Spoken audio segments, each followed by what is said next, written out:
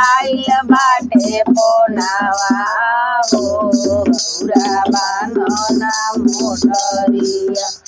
बानना मोटरिया हो गौरा बानना मोटरिया बानना मोटरिया हो गौरा बानना मोटरिया ए देवघर से आइल बाटे पोनावा हो गौरा बानना मोटरिया